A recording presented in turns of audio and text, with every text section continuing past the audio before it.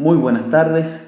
En esta oportunidad vamos a hablar brevemente de uno de los errores más comunes que estoy viendo.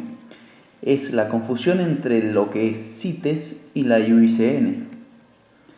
Para lo cual vamos a ir directamente a la página oficial.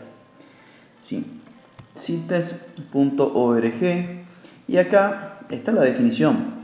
Es la Convención sobre el Comercio Internacional de Especies Amenazadas de Fauna y Flora Silvestres. Es un acuerdo internacional concertado entre los gobiernos. Tiene por finalidad velar por que el comercio internacional de especies de animales y de plantas silvestres no constituya en realidad una amenaza a la supervivencia de las mismas. Ahora bien, si tiene relación con la IUCN, sí. De hecho, se crea la CITES, como bien dice acá, que fue aprobada por una resolución, ¿sí?, que salió de una reunión de los miembros de la IUCN. La IUCN, recordemos que es la Unión Internacional para la Conservación de la Naturaleza, ¿sí? Esta reunión, celebrada en 1963, fue el resultado de 80 representantes, los representantes de 80 países, ¿sí? Ahora, veamos un poquito más qué hay en la página. Tenemos las necesidades de CITES, es decir, el por qué surge esto. Las partes de la convención. ¿Qué significa partes? Hay que tener en cuenta que esto es un acuerdo internacional, ¿sí? Y como acuerdo se adhieren las partes, es decir, los países, de manera voluntaria.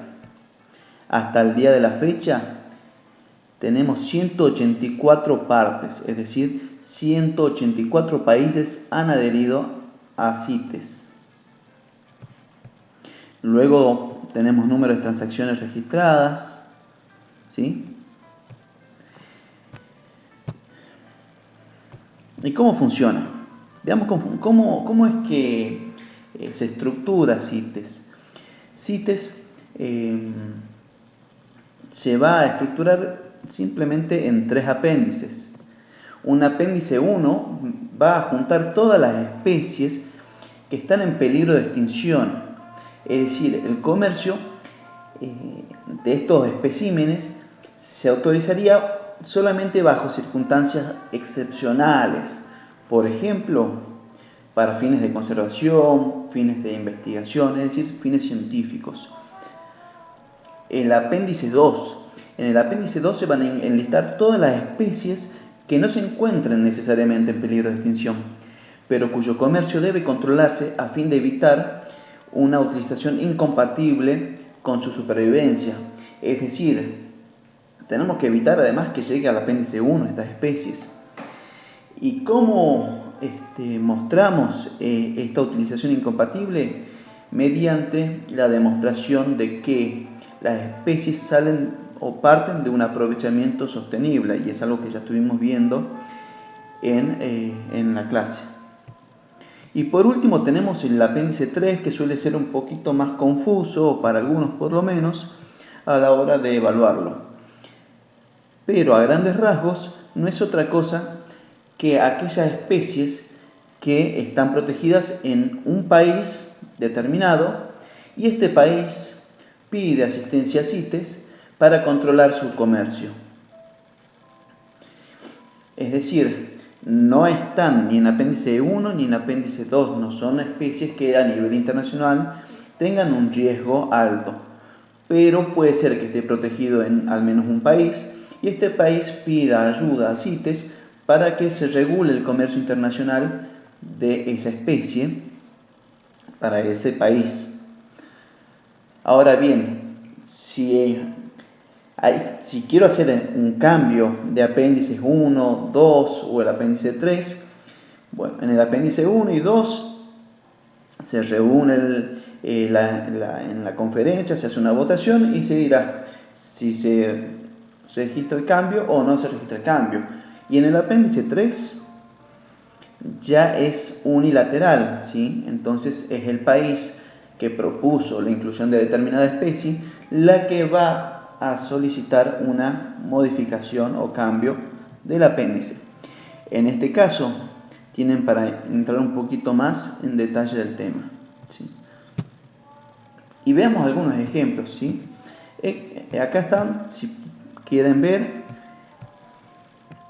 uno puede buscar las especies, ¿sí? Los apéndices, y se enlistan ahora de manera digital, mucho más fácil de ver, ¿sí? A partir de mayo del 2023, es decir, es bastante nuevo, las especies según cada uno de los apéndices en columnas.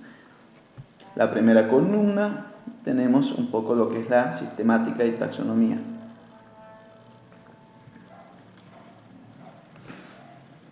Veamos algunos ejemplos, quizás más curiosos.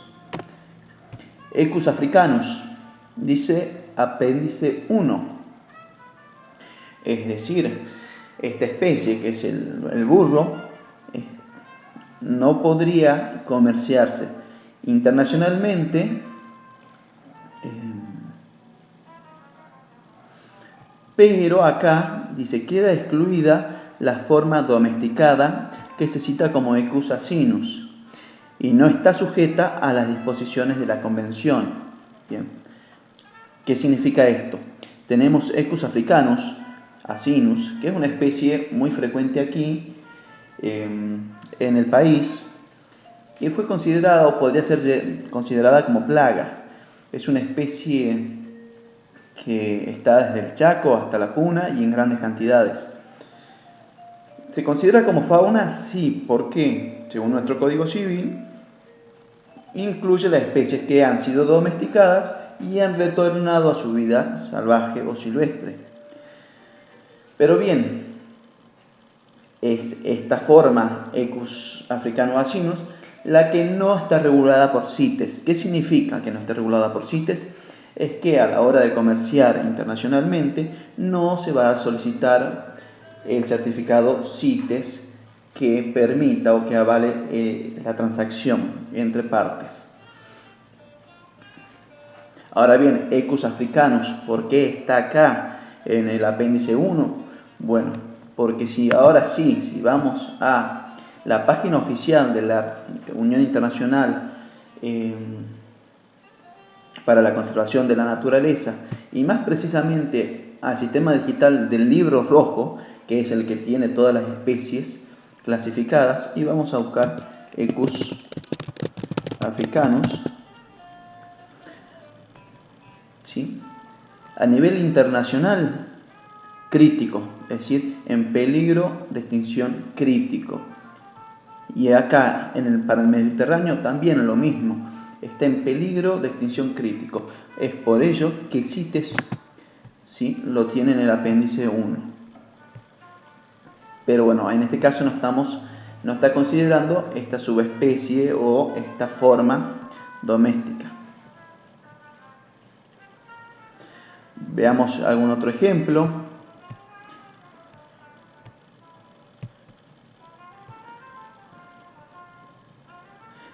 Tapirus terrestris, sabemos que es una especie que está presente en Argentina y en este caso está en el apéndice 2. ¿Sí? Es decir, recordemos que para poder comerciar con esta especie yo lo que debería demostrar es que mi aprovechamiento es sustentable.